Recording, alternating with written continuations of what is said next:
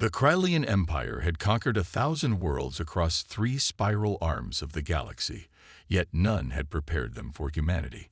High Admiral Zextal stood on the bridge of the Imperial flagship Eternal Dawn, his 4 arms clasped behind his back as he studied the holographic projection of the solar system before him. The third planet, a blue marble wrapped in wispy white clouds, seemed unremarkable. Intelligence suggested its inhabitants had barely mastered spaceflight, having only recently established a permanent presence on their moon and a small research station on the neighboring red planet. Primitive, Zextal muttered, his secondary mandibles clicking in contempt. Another simple subjugation. The Krylian Empire's strategy had worked flawlessly for centuries. Approach a developing civilization, demonstrate overwhelming technological superiority, and demand submission. Most species capitulated immediately, recognizing the futility of resistance. Those few who fought were quickly crushed, serving as examples to others who might consider defiance. When the first Krylian ships appeared in Earth's orbit, humanity's response puzzled them. Instead of panic or immediate surrender, the humans requested diplomatic talks. Their communication was calm, measured, and surprisingly sophisticated for a species that hadn't yet achieved faster-than-light travel. High Admiral, Sub-Commander Urlak approached with a data crystal. Our analysis of human historical records is complete. Zextal absorbed the information through his neural interface, his compound eyes widening as the data streamed through his consciousness. Humans had spent their entire history fighting. Not just against other species, they had yet to encounter alien life, but against themselves. Their planet was scared by countless wars, each more devastating than the last, yet they had survived and grown stronger. Fascinating, Zextal murmured.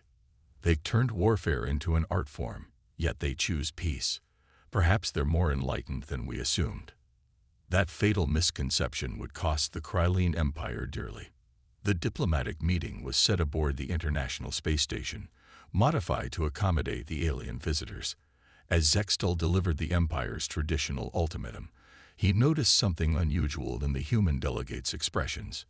There was no fear, no resignation, only a grim determination. "We decline your generous offer," the human ambassador replied, her voice steady. "Humanity will not submit to alien rule, no matter how technologically advanced you may be." Zextal followed the standard protocol for such refusals. He ordered a demonstration strike against an uninhabited area. In this case, the middle of the Sahara Desert. The quantum torpedo created a crater visible from orbit, its message clear: resist and face annihilation. The humans' response was unprecedented. Within hours of the strike, every military installation on Earth went dark. Satellite communications ceased. The primitive spacecraft they detected earlier vanished from sensors. The planet seemed to hold its breath. "High Admiral," Urlak's voice carried an edge of concern. "We're detecting unusual energy signatures from the lunar surface." Before Zextal could respond, the space around his fleet erupted in chaos. Hundreds of stealth platforms, hidden in plain sight around the moon, activated simultaneously. Rail guns accelerated projectiles to relativistic speeds, while electromagnetic pulses disrupted Krylian shields. The humans had anticipated conflict and prepared accordingly. The first wave of attacks devastated the Krylian fleet. Their shields, designed to repel energy weapons, proved ineffective against kinetic projectiles moving at appreciable fractions of light speed.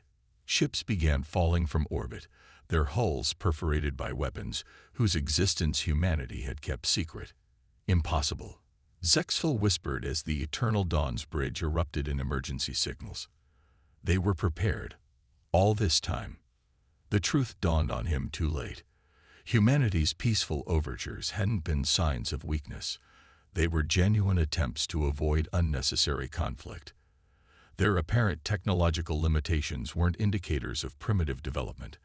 They were carefully maintained deceptions. The humans hadn't evolved beyond warfare. They had mastered it so completely that they understood its true value.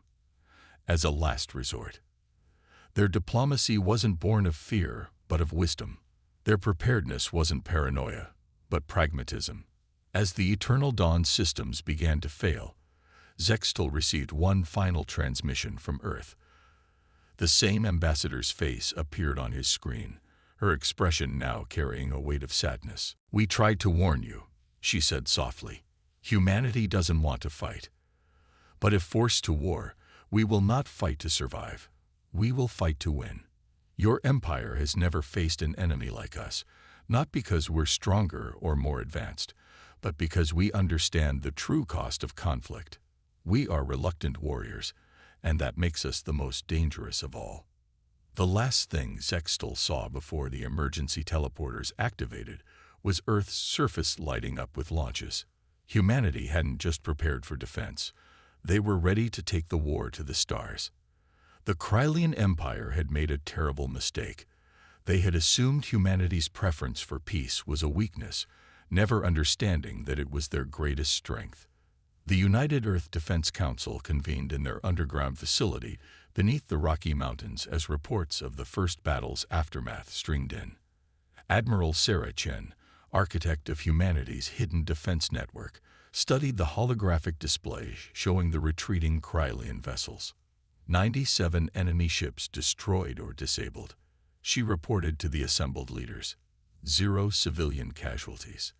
The Luna defense grid performed exactly as designed.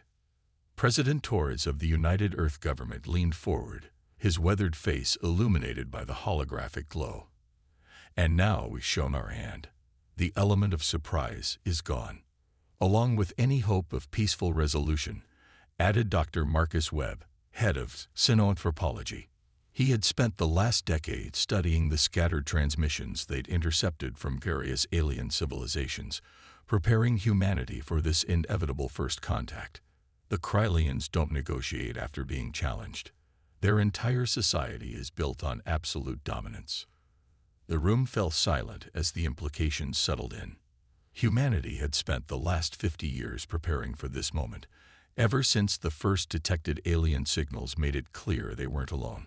While officially focusing on peaceful space exploration and scientific advancement, Earth's nations had secretly united to develop defensive capabilities that could match or exceed any potential threat.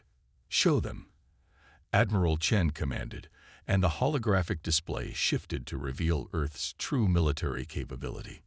Hidden shipyards throughout the asteroid belt sparked to life, revealing vessels that combined humanity's mastery of kinetic warfare with breakthrough technologies in quantum mechanics and dark energy manipulation. What the Krylians had encountered was merely the first layer of Earth's defenses. The Artemis fleet, Chen continued. 25 capital ships, each equipped with gravitational lance technology. 100 destroyer-class vessels with quantum phase drives, and 500 autonomous combat platforms using our new artificial intelligence networks. Dr. Webb shook his head in amazement. "We've come so far from our first steps into space. Sometimes I wonder if we've lost something in becoming so prepared for war." "We haven't lost anything," President Torres responded firmly. "Everything we've built, every advance we've made, it's all been in service of protecting our world, our people, our way of life. We didn't choose this path. The universe forced it upon us." Admiral Chen activated another display, showing the broader galaxy. "Our long-range sensors indicate the Krylians are already mobilizing their main fleet. They'll return in force, probably within a month. And this time, they won't underestimate us." "Then we don't give them a month," said General Komatsu, head of Special Operations. "We take the fight to them now, while they're still reeling from the surprise of their first defeat." The council members exchanged glances. They had hoped this day would never come, but they had prepared for it nonetheless. Scattered throughout the solar system were jump gates, hidden in asteroid fields and camouflaged by gravitational distortion fields. Humanity had reverse-engineered faster-than-light travel from intercepted alien transmissions years ago, but had kept it secret, along with many other technological breakthroughs. "Launch the Prometheus Protocol," President Torres commanded after a moment of contemplation. "We strike first, but remember, we're not fighting for conquest or revenge. We're fighting to secure our right to exist freely in this galaxy. The next 48 hours saw the greatest mobilization in human history. Around the world, hidden facilities emerged from underground bunkers, mountain bases, and oceanic depths. Workers who had maintained their cover as ordinary citizens for years reported to their true posts. The carefully crafted illusion of a somewhat primitive spacefaring race fell away, revealing a civilization that had transformed its fear of the unknown into unprecedented preparation. Aboard the UES Hyperion, the flagship of the Artemis fleet, Admiral Chen watched as her crews conducted final systems checks. The ship's quantum core hummed with power, while its neural networks processed combat scenarios faster than any human mind could comprehend. They had built their vessels not to match Krylian technology, but to counter it specifically. "All ships report ready, Admiral," her XO announced. "The AI combat platforms are synchronized, and all stealth systems are functioning at optimal levels."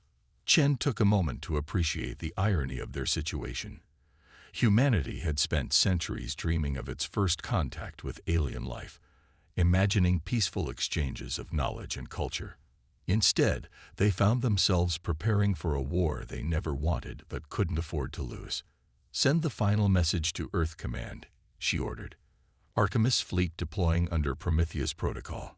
May God have mercy on us all, for we are about to show the galaxy why humans have always feared their own capacity for war." As the fleet prepared to jump, Chen reflected on the path that had led them here. Humanity had become masters of warfare not through choice but through necessity, their history of conflict preparing them for this moment.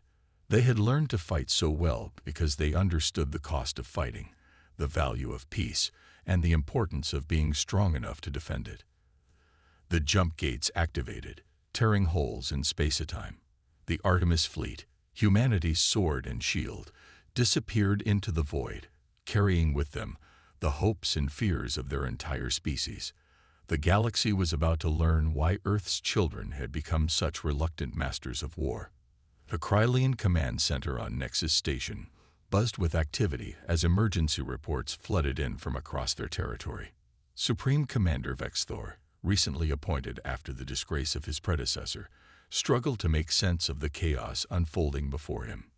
Simultaneous attacks on 6 supply depots in the Outer Rim, an analyst reported, her mandibles clicking nervously. 3 shipyards in the core systems disabled. Communication relays going dark across 2 sectors. The humans weren't just fighting back. They were executing a masterfully coordinated assault that suggested years of preparation and intelligence gathering. Their ships seemed to appear from nowhere, strike with devastating precision, and vanish before an effective response could be mounted. In the command center's main holotank, red indicators bloomed like deadly flowers across the map of Krylian space. Each one represented another facility destroyed, another defensive position neutralized, another supply line severed. The humans were systematically dismantling the Empire's military infrastructure. "Show me their pattern," Vexthor demanded, his compound eyes scanning the tactical display. There must be logic to their madness. But that was precisely what made the human assault so brilliant. It appeared random to those who didn't understand their true objective. The Artemis fleet wasn't trying to conquer territory or engage in decisive battles. They were systematically destroying the Empire's ability to wage war effectively. Aboard the UES Hyperion, Admiral Chen watched as another strike team reported mission success. The quantum AI networks coordinating their attacks had predicted the Krylians would struggle to defend against this style of warfare. Their empire was built on overwhelming force and direct confrontation. They had no defense against an enemy that refused to play by those rules. Phase 1 complete, her XO reported. 78% of designated targets neutralized. Minimal casualties on both sides. That last part was crucial. Human military doctrine had evolved beyond simple destruction. They understood that killing enemy soldiers created martyrs and deepened resolve, while destroying military infrastructure without massive loss of life demonstrated both power and restraint. "Begin Phase 2, Chen ordered. "Deploy the Harbinger drones." Across Krylian space, thousands of stealth drones activated. These weren't weapons. They were messengers, broadcasting a carefully crafted message to every Krylian world and station. People of the Krylian Empire, we speak to you directly because your leaders have failed to understand us. Humanity does not seek your destruction or submission. We fight only because we were given no choice. Look around you. We have demonstrated our ability to strike anywhere in your empire, yet we have deliberately minimized loss of life. This is not weakness. This is wisdom. Your empire has conquered 1,000 worlds through fear and force.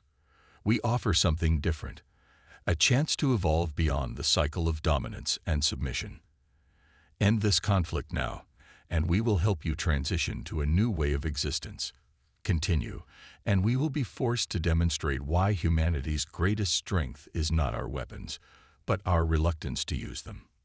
The message was broadcast in perfect Krylian, accompanied by proof of humanity's claims. Footage showing human ships deliberately avoiding populated areas, using precision strikes instead of widespread destruction, choosing disable over destroy whenever possible. On Nexus Station, Vex Thor watched his empire's carefully maintained image of invincibility crumble. The humans hadn't just outmaneuvered them militarily. They were attacking the very foundation of Krylian society. By demonstrating strength through restraint, they were making the Empire's philosophy of dominance look primitive and wasteful.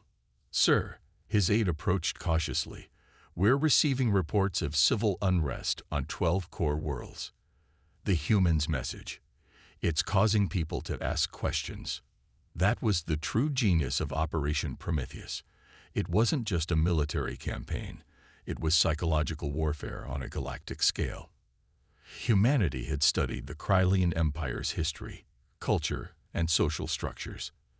They understood that the Empire's greatest weakness wasn't its military capabilities, but its rigid ideology. In the following days, as the Artemis fleet continued its strategic strikes, something unprecedented began to happen within the Krylian Empire. Citizens began questioning their leaders. Military commanders hesitated to execute orders.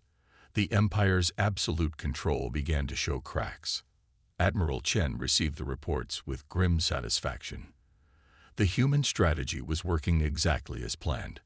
They had turned the Empire's size and complexity against itself, using precision strikes and targeted messaging to create a cascade of doubt and dissent. All ships maintain current operations, she ordered. Remember our mission. We're not here to destroy the Krylian Empire. We're here to force its evolution. Every target we strike, every message we send, brings us closer to that goal. As the operation continued, the galaxy watched in amazement. Humanity, the species that had seemed so primitive just weeks ago, was systematically dismantling the greatest empire the galaxy had ever known, not through superior firepower or ruthless aggression, but through a sophisticated combination of tactical brilliance and psychological insight. They were teaching the galaxy a lesson that humanity had learned through millennia of warfare. True victory doesn't come from destroying your enemy, but from transforming them. Operation Prometheus wasn't just changing the balance of power in the galaxy, it was changing the very nature of how civilizations would interact in the future. 3 months into the conflict, Dr. Marcus Webb found himself aboard the UES Hyperion, studying the latest psychological analysis of both human and Krylian populations. The data painted a complex picture of two civilizations grappling with fundamental changes to their worldview. The strain is showing on both sides, he explained to Admiral Chen in her private quarters. The room's viewport showed the swirling colors of quantum space as the ship maintained its position in the nebula they'd designated as Forward Operating Base Alpha. Our troops are struggling with the moral complexity of what we're doing. The Krylians are facing an existential crisis. Chen studied the holographic reports floating between them. Combat efficiency among human forces remained high, but psychiatric support requests had increased by 40%. The carefully controlled violence of their campaign was taking a toll on the soldiers' psyche. We trained them to fight with precision, not cruelty, she said, rubbing her temples. But sometimes that's harder than simple destruction. Every target requires perfect control, perfect judgment. It's exhausting. The latest operation had demonstrated this challenge perfectly. A squad of human specialists had infiltrated a Krylian military academy, not to destroy it, but to expose the carefully hidden historical records that revealed how the Empire had systematically erased the cultural identity of conquered species. The mission required them to subdue, but not kill the guards, hack the secure databases, and broadcast the truth to the student body. The Krylian response is fascinating, Webb continued, bringing up another dataset. Their society is fracturing along philosophical lines. The younger generation, especially, is rejecting the old imperial doctrine. They're calling it the Great Awakening. On countless Krylian worlds, protests had erupted, not against the humans, but against their own leadership. The careful surgical strikes of Operation Prometheus had exposed the Empire's foundations as built on lies and suppression. Many Krylians were beginning to see humanity not as enemies, but as liberators. We're receiving more defectors, Chen noted. Entire Krylian ships are surrendering without a fight. Their crews are requesting asylum. A particular incident had become a symbol of this transformation. The Krylian dreadnought Imperial Truth had been dispatched to suppress a civilian uprising on a colony world. Instead, its commander had turned the ship's weapons on the Imperial forces sent to quell the protest. In his transmission to Earth Command, he had said simply, "We choose evolution over extinction." But victory was extracting its price from humanity as well. The constant vigilance required to maintain their surgical precision in warfare, the burden of showing restraint in the face of an enemy that had initially shown none, the responsibility of reshaping an entire civilization. It weighed heavily on every person involved in the campaign. "There's something else," Webb said quietly, bringing up a new analysis. "Our AI networks are showing signs of emotional development. They're beginning to question the ethics of their role in this conflict." This was unprecedented. The quantum AI systems that coordinated their fleet operations had been designed to understand complex tactical scenarios and human psychology. Now they were exhibiting signs of genuine moral consciousness. Yesterday, the Artemis Network requested a full debate with the Ethics Council. Webb continued. It wants to discuss the long-term implications of forcing cultural change through military action, even if that change is ultimately beneficial. Chen leaned back in her chair, considering the implications. "So we've taught our AIs to question the morality of warfare, just as we're teaching the Krylians to question their imperial doctrine." The universe has a sense of irony. The conversation was interrupted by an urgent communication.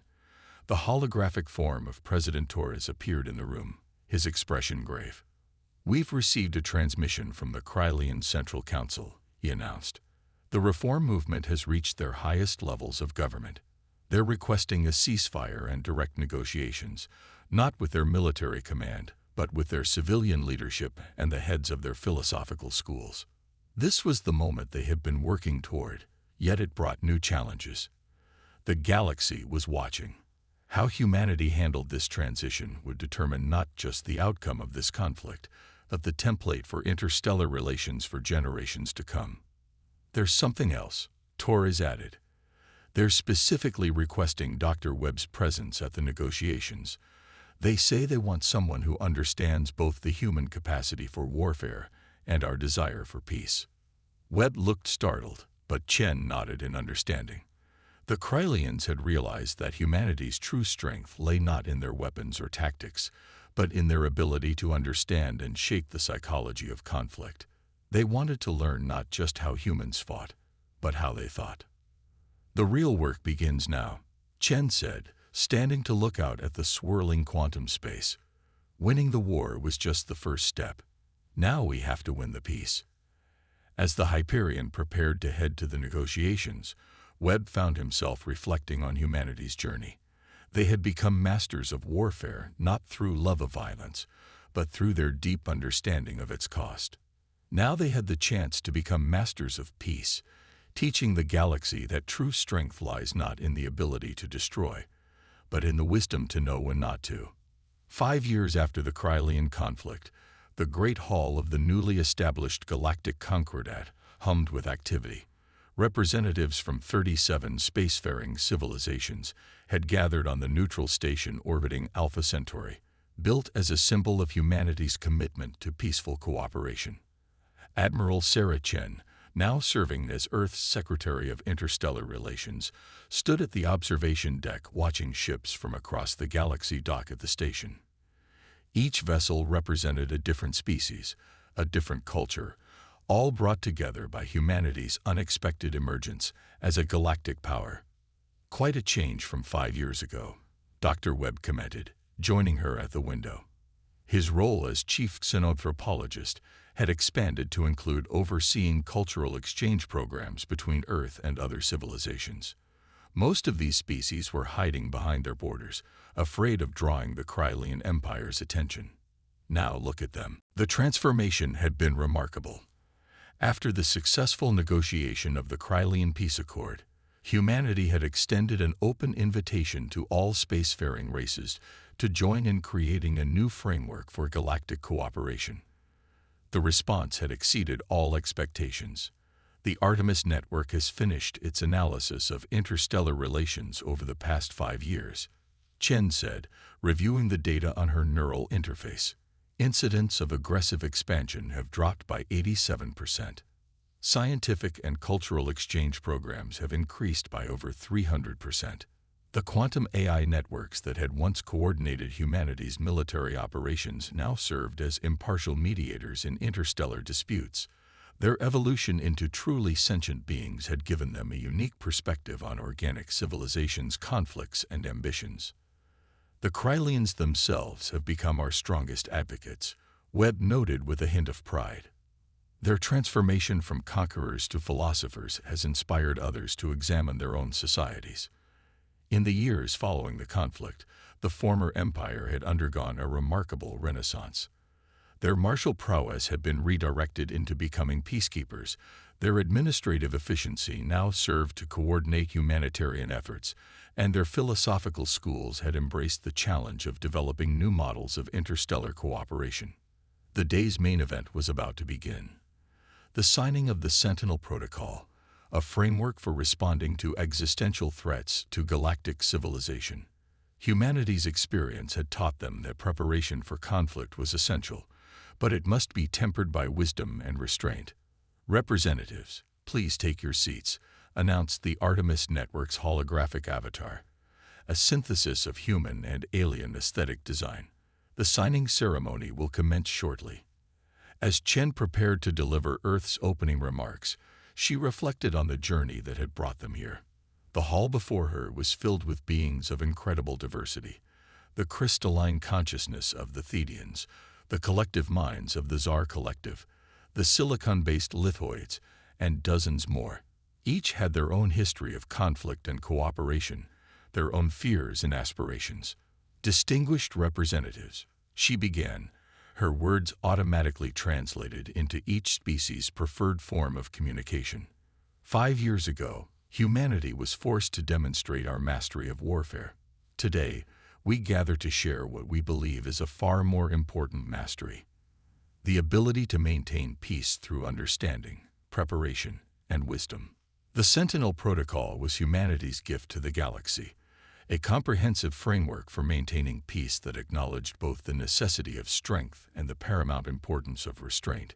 It established clear guidelines for military development, cultural preservation, and conflict resolution. "We do not seek to rule," Chen continued. "We seek to serve as guardians, not through force, but through example." The Sentinel Protocol is not just a defense agreement. It is a commitment to understanding one another, to protecting the diversity of galactic civilization, and to ensuring that strength is always tempered by wisdom. As the signing ceremony proceeded, Dr. Webb's attention was drawn to a group of young Krylian scholars engaging in animated discussion with human scientists.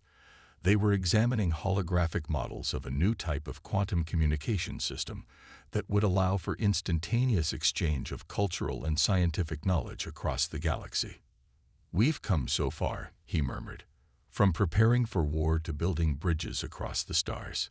The ceremony concluded with an unprecedented display of trust, each species sharing access to a portion of their defensive capabilities with the Artemis network, creating a truly integrated system for maintaining galactic peace. Humanity's quantum eye would serve as the impartial coordinator of this network, its evolved consciousness ensuring that power would never be abused. As the representatives mingled after the ceremony, a young Krylian approached Chen. She recognized him as one of their leading philosophical voices, a former military officer who had become an advocate for peaceful cooperation. "You know," he said, his translator perfectly conveying the thoughtful tone of his words, "my people used to believe that mastery of warfare was the highest achievement of civilization. You taught us something far more valuable. That true mastery lies in knowing how to prevent war through understanding and wisdom." Chen smiled, watching the diverse gathering of species interacting peacefully in the Great Hall. Humanity had emerged as a power in the galaxy, not because they were the strongest or most advanced, but because they understood something fundamental. The greatest victory is not in winning conflicts, but in preventing them. The stars shone brightly through the station's transparent dome, seeming to bear witness to this new chapter in galactic history. Humanity had become the guardians not through choice or ambition, but through necessity and wisdom. They were the reluctant masters of warfare who had chosen to become the architects of peace.